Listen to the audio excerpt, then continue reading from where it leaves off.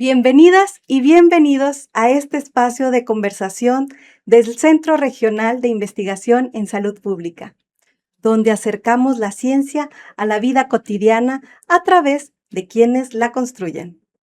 En este episodio tenemos como invitada a la doctora Aremis Villalobos Hernández, investigadora del Instituto Nacional de Salud Pública, especialista en salud sexual y reproductiva en adolescentes, y es una voz clave en la agenda de género dentro de esta institución.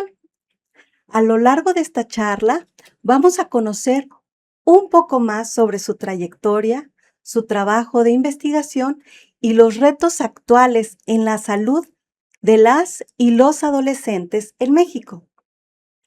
También hablaremos sobre herramientas prácticas como la plataforma comolehago.org,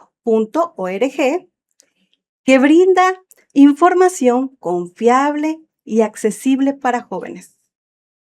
Además, exploraremos cómo se integra la perspectiva de género en la salud pública y por qué es fundamental para construir entornos más justos e incluyentes. Bienvenidos y gracias por acompañarnos. Comenzamos.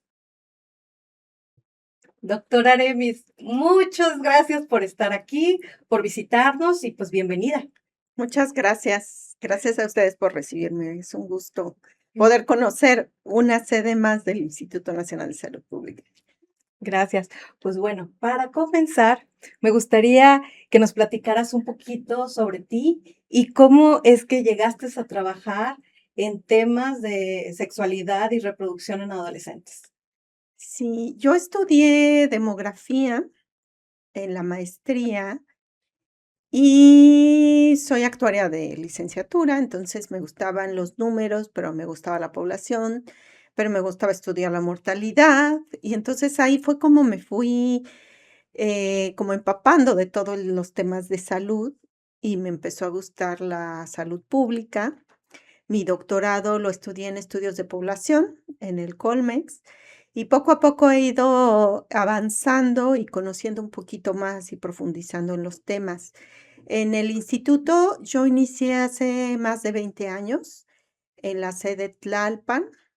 Actualmente ocupo la Dirección de Salud Reproductiva desde hace aproximadamente 5 años. Cuando yo inicié en el instituto, pues inicié hablando de encuestas nacionales de salud y de este análisis de encuestas y poco a poco me fui moviendo hacia los temas de estudiar las adolescencias y la salud sexual y reproductiva, eh, particularmente en temas de prevención de embarazo en la adolescencia, es donde hemos trabajado en los últimos 10 años de manera muy fuerte dentro de la Dirección de Salud Reproductiva,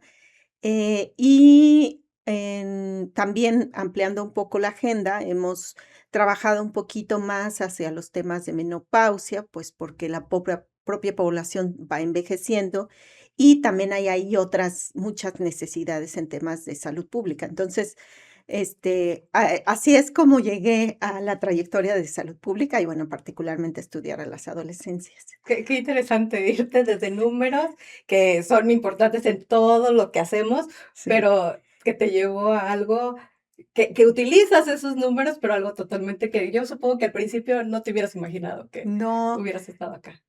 y además, tratamos de profundizar un poco más, ¿no? De qué significan esos números, cómo podemos mejorar la salud pública a partir de los números, de los indicadores que nos dan. Y si se puede, pues también mezclar un poquito de otras técnicas, utilizar un poquito de lo cual y que no es mi formación en sí. Sin embargo, también reconocer que hay una parte que nos ayuda a explicar lo que las generalidades no nos ayudan, ¿no? Entonces, enriquecer un poquito estos dos metodologías nos ayuda mucho a aprender y a profundizar en los temas. Entonces, en eso hemos estado en los últimos años. Es interesante porque es donde, y venía una pregunta que te iba a hacer, bueno, ok, estás estudiando los números y todo eso, pero ¿cómo llega a hacer en la práctica? ¿Qué significa todo eso? Y es cuando viene la parte cualitativa. Sí, y también en términos generales, por ejemplo, en temas de prevención del embarazo en la adolescencia, que es mucho de la agenda que se ha trabajado en los últimos años, como comentaba anteriormente, es súper importante y fundamental por las implicaciones que tienen a las personas adolescentes, a sus bebés, y en términos de salud pública, pues, los números poblacionales nos da mucha idea de este impacto a nivel poblacional que podría tener un embarazo en la adolescencia y cómo esto puede repercutir a lo largo de su vida, ¿no? Aunque estemos midiendo el embarazo el día de hoy o este año, a lo largo de la vida de las personas, si eso tiene un rezago educativo, por ejemplo, que el adolescente tiene que dejar la escuela y después regresar a la escuela con un embarazo o con un bebé, pues ya no es tan sencillo, ¿no? Entonces, este impacto que puede tener a lo largo de sus vidas, pues es muy importante, me parece. ¿Hay algo hablando de eso? ¿Hay algo que, algún punto clave en tu vida que te haya marcado con todo lo que has visto? Sí, bueno, yo he estado trabajando con diferentes personas y creo que lo que ha sido fundamental en mi carrera académica es el tema de estar dispuesta a aprender. Eso es un tema fundamental. No es que yo llegara aprendiendo salud pública, tantitito epidemiología, no es un tema, yo vengo desde la parte o muy de los números, desde la actuaría, o un poco más social desde la demografía, pero estrictamente hablando, no es salud pública, ¿no?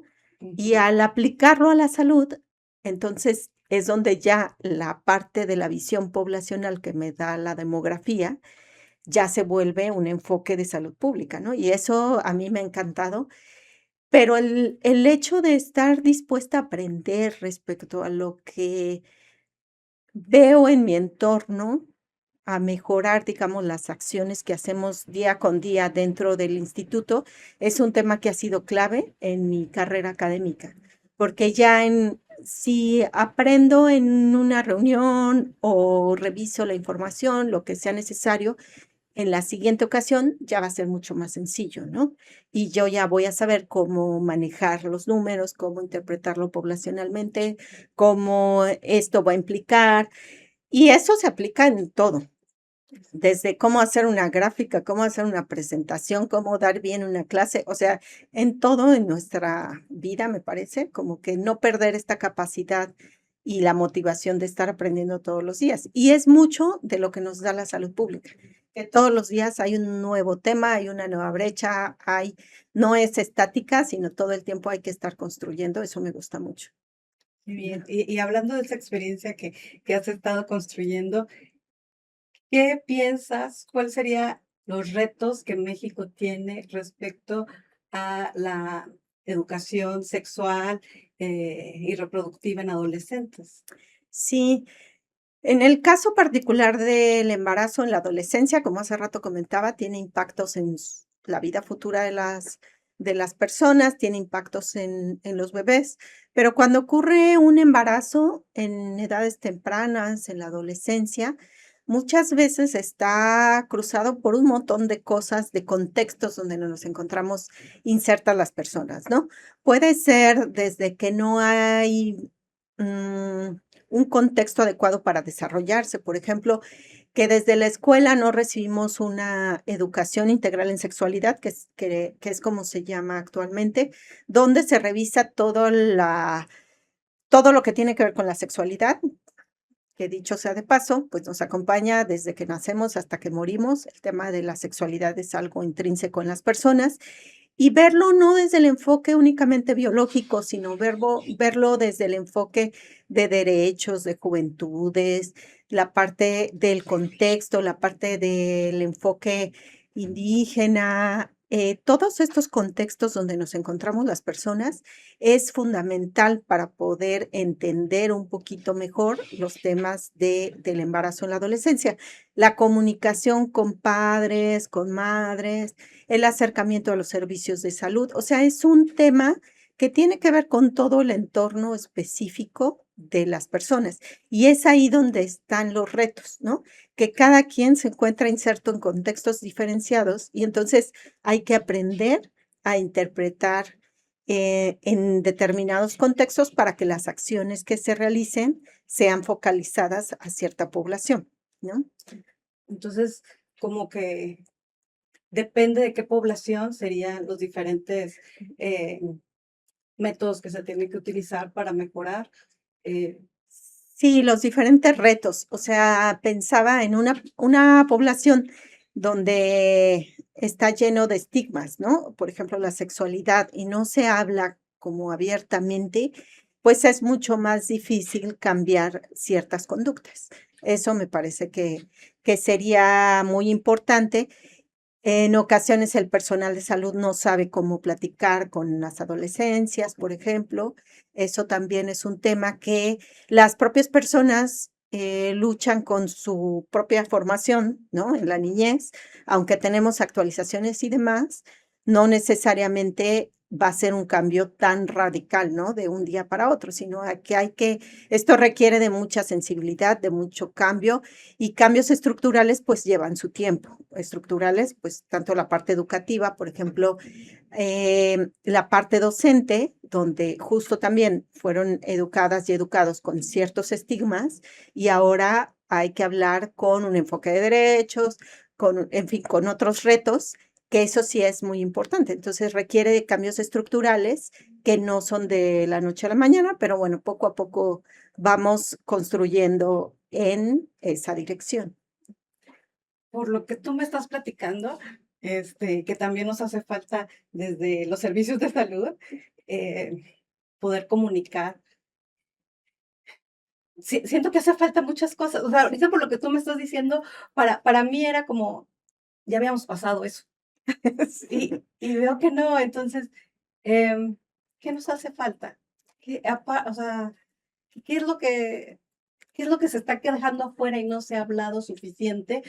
Porque se habla eh, de estos adolescentes, embarazos de muy temprana edad, y creemos que hay mucha información sobre eso, pero todavía nos falta mucho. Sí, en términos de agenda de política pública, el Instituto Nacional de Salud Pública ha estado apoyando y pertenece a esta estrategia nacional de prevención del embarazo en la adolescencia, que se llama ENAPEA por sus siglas, y dentro de este marco, pues se han desarrollado diferentes cosas, ¿no? El instituto ha aportado mucho con evidencia empírica desde el inicio que ayuda como a redirigir la política. En ese 2015 recuerdo mucho que había estudios donde se comentaba que cuando un adolescente llegaba a pedir métodos anticonceptivos, había personal de salud que le hablaban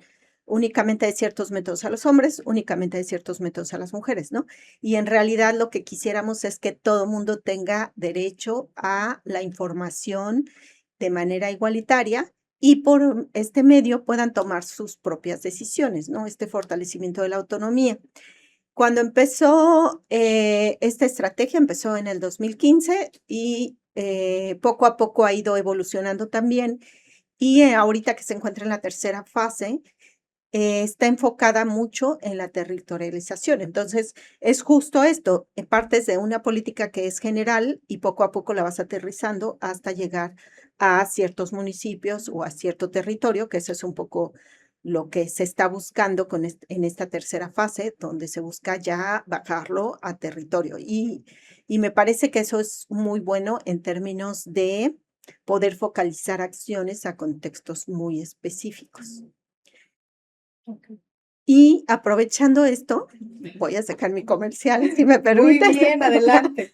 Desde el 2015, el instituto ha apoyado mucho, tiene un curso para personal de salud en la plataforma Clima, que pertenece a la Escuela de Salud Pública. Son cursos gratuitos, tenemos dos, uno de 60 horas que es para personal de salud, para prevención de embarazo adolescente, y otro que es de 40 horas, me parece, 40, sí, que es para prevención de embarazo subsecuente. ¿Qué pasa? Que cuando un adolescente tiene un embarazo de segundo orden o mayor, los riesgos que presentan en el primer embarazo, pues son mucho mayores, pero además son adolescentes que ya tuvieron contacto con los servicios de salud. Y este curso brinda herramientas para el personal de salud para poder empoderar a las y los adolescentes para que prevengan un segundo embarazo mientras están en la adolescencia. Entonces, son breves herramientas, es sencillo el curso y también es gratuito y está ahí en la plataforma de Clima. Y por otra parte, desde el 2015 el instituto lanzó una página web que se llama comolehago.org. En esta plataforma lo que se busca es brindar información basada en evidencia científica, pero con un lenguaje dirigido a adolescentes, donde lo que se está buscando es que el adolescente acceda a sitios seguros, que sean informados, que sean basados en evidencia empírica. Y tenemos varios videos relacionados con cómo negociar el uso del condón, dónde conseguirlo.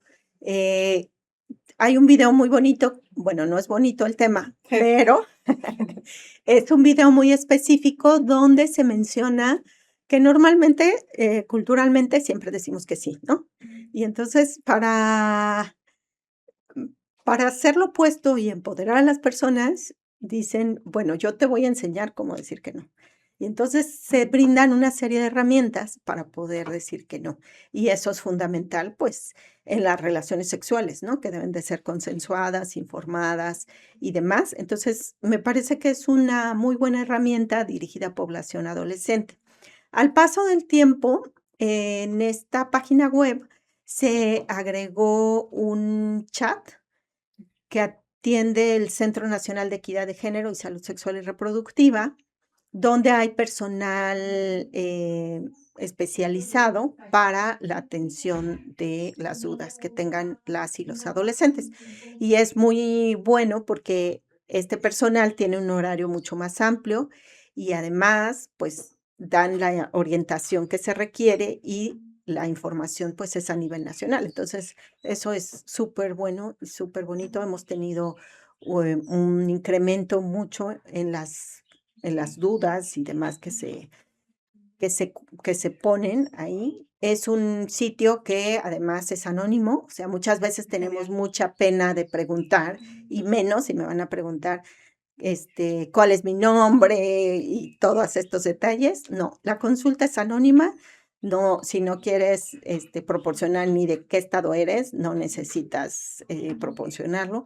Lo importante es que la población acceda a información. También es un buen recurso si un personal docente no sabe cómo responder, pues lo mejor es acercarse a un sitio donde estén las respuestas, donde personal de salud especializado pueda atender. Y lo mismo para papás y mamás, ¿no? No sabemos cómo hablarles a nuestros adolescentes, pero queremos que tengan información certera, pues ese es un buen mecanismo. Perfecto. Ya se Entonces, acabó mi comercial. no, está genial porque de eso también venía preparada para preguntarte sobre esa plataforma, está genial. Si tenemos, por ejemplo, algún adolescente o mamá o persona, cualquier maestro que quiera informarse más sobre salud sexual y reproductiva en adolescentes, ¿qué sería el primer paso que tiene que dar? O sea, ahorita ya escuchando esto, ¿tú qué le dirías? Haz esto primero. Sí, pues primero creo que tenemos que perder el miedo a hablar. Y eso es un tema que culturalmente nos cuesta trabajo, ¿no? Sí, Entonces, no es fácil. hablar del tema es un gran paso. No no pensar que por hablarlo, entonces vamos a motivar a las personas. Esa clase de cosas, pues no nos ayudan. Lo que es parte de los mitos, ¿no? Que existen. Como que es un gran mito que si se habla del tema, entonces estamos motivando a las adolescencias a que inicien. Ya hay evidencia empírica donde se dice no, al contrario, si un adolescente está bien informado, entonces va a estar mucho mejor, mucho más empoderada y empoderado a iniciar o a tener relaciones sexuales cuando desee, es decir, de manera autónoma, consensuada, informada y además protegida, que es lo que quisiéramos, ¿no? Que la gente conozca desde antes de iniciar vida sexual esta clase de temas. Por eso es que se está impulsando desde niveles, pues, mucho más tempranos, ¿no? De lo que nuestros mitos nos permiten. Ok, Sí. entonces digamos que eso sería el hablar desde jóvenes, sería algo que tiene evidencia científica de que sí funciona. Sí, de que sí funciona. Sí, de hecho, desde la primaria deberíamos de tener ciertos conceptos, ¿no? O sea, yo veo a mi hija ahora y si me dice: "No, mamá, es que es mi derecho". Y me da mucho gusto saber que en la escuela, en niveles básicos, les hablan de estos temas, ¿no? Y así es como lo está estableciendo, pues, la currícula de educación básica. Así Ujú. es. Oye, y ahorita que tú estás hablando de la aplicación, bueno, ¿De cómo le hago? de cómo le haces, ¿cuál sería, desde tu perspectiva, la importancia de tener esta información en la red, pero de manera certera? Porque supongo que hay mucha mal información. Sí, un tema importante es también que tenemos que irnos actualizando con nuestras adolescencias. Y el Ujú. uso de tecnología, pues es algo que no podemos ignorar, ¿no? Sabemos que son como los canales de comunicación, principalmente en las nuevas generaciones. Y entonces el hecho de tener información a la mano, donde realmente esté basada en evidencia científica, es fundamental, ¿no? Acercarse a estos temas. Hemos hecho algunos estudios de percepción dentro de las adolescencias para ver si les gustan los contenidos, qué más hay que proporcionar de información que otras cosas. Dentro de lo que hemos hecho, pues por supuesto que nos han dicho que no les gustan los textos demasiado largos, que Ok. prefieren videos pequeños, informativos, y es así como estamos tratando, pues poco a poco de incorporarlo dentro de estos canales de comunicación, ¿no? De cómo le hago. Muy bien. Y bueno, pasando, que se une, pero es un poco diferente el tema. Sé que llevas la agenda de género del Instituto Nacional de Salud Pública. Quisiera que nos platicaras a la gente que nos está escuchando, primero, ¿a qué se refiere con agenda de género? ¿Qué es una agenda de género y cómo esto se traduce y cómo se lleva a cabo en el Instituto Nacional de Salud Pública? ¿Cómo llevar el género a la salud pública? Ajá, ok. Bueno, el tema de género realmente trata de entender el contexto y todas las desigualdades históricas en que hemos vivido las mujeres, ¿no? Que venimos un pasito, varios pasitos atrás y poco a poco nos posicionamos y nos va costando, a veces trabajo, a veces no, pero mucho tiene que ver con las normas culturales y los estereotipos de género con los que hemos crecido históricamente.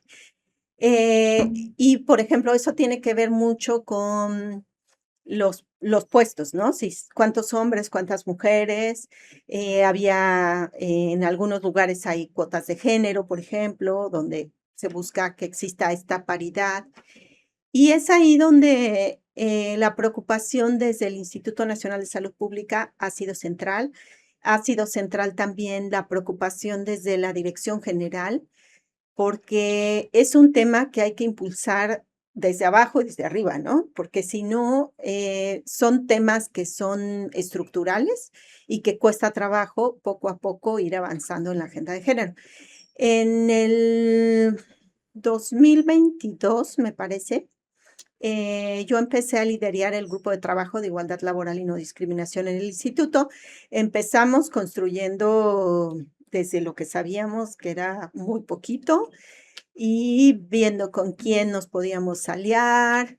En la sede Tlalpan, que es donde yo tengo mi oficina, pues empecé a hablar con mi colega, Paulina Vargas, que poco a poco, y ella me ayudaba mucho porque, pues como ella había participado ya con otras agendas a nivel interinstitucional, pues conocía con quién podíamos acercarnos, que nos podía dar un curso, quién nos podría recomendar qué cursos dar. Y entonces así poco a poco fuimos armando una agenda pequeña. Cuando empezó la primera certificación del instituto en 2023, que fue la certificación en una norma que se llama bueno, le decimos en general norma 025, pero tiene un gran nombre, RMX y demás. Y en lo que se basa la norma 025 es una norma en igualdad laboral y no discriminación. Al interior del Instituto Nacional de Salud Pública buscamos certificarnos en las 3 sedes y eso nos obligó mucho a comprometernos con seguir con una agenda de igualdad. Es decir, es una norma que ahorita todavía es como de voluntad propia que las instituciones se acercan. Ahorita se me olvidó el nombre. Pero no es una norma que sea obligatoria para todas las instituciones gubernamentales, sino que es voluntaria. Y entonces el instituto, pues, se quiere certificar ante esa norma y eso nos compromete a tener cosas relacionadas con igualdad de salarios, por ejemplo, que eso ya viene de mucho tiempo atrás, por ser una institución gubernamental. En ese tema, pues no tenemos muchas cosas, pero, por ejemplo, en tener sensibilización, en contar con estos procesos claros de seguimientos de casos de la cero tolerancia al acoso y al hostigamiento sexual. Aprovechando eso, en las 3 sedes tenemos una placa conmemorativa que nos recuerda que no hay tolerancia hacia estos actos violentos. También hemos hecho avances en temas de hacer amigables ciertos lugares, por ejemplo, el sitio, hasta en temas tecnológicos, el sitio del instituto tiene este detalle que es de accesibilidad, que pueden cambiar tonos, pueden cambiar tamaños de letra y eso ayuda mucho para las diferentes condiciones que tienen las personas. También esta norma nos obliga a tener un espacio para la sala de lactancia en las 3 sedes. Lo hemos logrado, lo cual me parece maravilloso porque así cualquier persona que llega de visita y que tiene la necesidad de ocupar un lactario o bueno, una sala de lactancia, ya tenemos en las 3 sedes del instituto. Esta clase de temas son las que nos ayudan mucho para seguir avanzando en la agenda. En el 2025 tuvimos una auditoría de vigilancia, o sea, no significa que te certificaron una vez y que ya, ¿no? Sino que llega una auditoría de vigilancia a los 2 años y nos obliga a seguir avanzando de manera gradual hacia estos temas de igualdad. Un aspecto en el que tenemos que avanzar de aquí a 2 años es en los temas de la prevención de violencia laboral, en temas de protocolo, por ejemplo. Es un tema que es también una parte de la preocupación del instituto. De hecho, el día de hoy hubo una capacitación en ese tema y bueno, así vamos a seguir en la semana, pero pues nada más, pues que se sepa que en el instituto sí se está ayudando o poco a poco vamos impulsando esta agenda de igualdad. Otro tema importante que salió justo hoy es el protocolo de violencias entre el estudiantado. Hoy se sacó a consulta a nivel institucional y eso es muy bueno porque también al tener diferentes perfiles dentro de una misma institución, pues es muy bueno contar con un protocolo para que nos ayude a saber cómo debemos actuar, ¿no? Y eso es fundamental. Muy bien. ¿Y por qué es clave hablar de género cuando estás hablando de salud en adolescentes? ¿Qué es lo Ok, importante? sí. Pues mira, como yo comentaba, si hablamos de género, hablamos de entender estas desigualdades históricas. Y bueno, espero no haberme desviado en las anteriores en las respuestas, Claro, está muy bien. pero cuando incorporamos la perspectiva de género, particularmente para hablar de las adolescencias, em, hablamos de ver cómo educamos a nuestras niñeces, ¿no? ¿Cómo educamos a las niñas? ¿Cómo educamos a los niños? Desde el tema, desde el embarazo, por ejemplo, donde las niñas van de rosa, los hombres van de azul. Eso es un tema que tiene que ver profundamente con el género, ¿no? De cómo cómo estamos concibiendo a una niña, cómo estamos concibiendo a un niño. El hecho de que solo los niños jueguen con carros, las niñas jueguen con muñecas, ya estamos creando una división en el propio trabajo, particularmente en las adolescencias, pues es un tema crucial, ¿no? Porque en el caso de los hombres hay mucha presión social por pares para iniciar vida sexual. O sea, entre los hombres sí se habla y sí se habla, se iniciaron y demás. En las mujeres se habla poco, a veces se inicia y se inicia de una manera un poco desigual. También el tema del inicio de vida sexual con una persona de mucho mayor edad. Eso es un tema que Sí. pasa en nuestro país, que está en muchas partes asociado con temas de abuso sexual, por ejemplo. Entonces, es ahí donde revisar la perspectiva de género, bueno, no solo en eso, sino en todo, es fundamental. Estas desigualdades de género, e incluso, por ejemplo, pienso cuando diseñamos un cuestionario, ¿no? Desde salud pública, y a las mujeres les preguntamos si se dedican a las labores del hogar, y a los hombres nunca les preguntamos si se dedican a las labores del hogar. O sea, es ahí donde estamos viendo que todavía el tema de género nos falta mucho trabajarlo. Y es una delgada línea de a quién le preguntamos qué Ujú. y cómo lo ponemos en un instrumento que vamos a medir, ¿no? Pues, como verás, es todo un tema el enfoque de género. Realmente debería de permear en todas las áreas y en todas las actividades que realizamos, no únicamente desde la investigación, que deberíamos de considerarlo, sino también la manera en que impartimos docencia, también al interior de las aulas es fundamental y, pues, en nuestra propia vida, ¿no? Sí. Es una reconstrucción constante, porque a veces hasta en el propio lenguaje. Yo me acuerdo que en Ciudad de México hay un museo del niño, y Ujú. cuando yo le dije a mi hija: "Ven, te voy a llevar al museo del niño", me dijo: "¿Y que no hay museo para la niña, mamá?". O sea, y ahí veo, las nuevas generaciones ya vienen mucho más abiertas a estos temas, ¿no? Pero si de inicio fuimos creados así como un museo del niño, pues no lo vemos, No. simplemente no lo vemos, pero ya hasta que alguien más llega y nos cuestiona, pues decimos: "Sí, sí es cierto", ¿no? Esta reconstrucción y esto estarnos, revisando y reflexionando todo el tiempo es un ejercicio de ir y venir hasta que logramos avanzar un poquito más dentro de la agenda. Así es. Sí, eso es muy interesante porque también uno mismo, te ves, cuando hablas, cuando dices, y ya cuando te pones a reflexionar dices: "Ah, okey, estoy tan inmersa en esto que no me doy cuenta". Exacto, sí, Y, pues sí, nosotros estamos aprendiendo, sí, sí, estamos aprendiendo, estamos tal cual. aprendiendo y reconstruyéndonos como dices. Y sí, ¿en con tu experiencia, con lo que tú has aprendido, si todo esto que me dices se aplicara en los servicios de salud, ¿cómo verías que cambiaría? ¿Cómo mejoraría?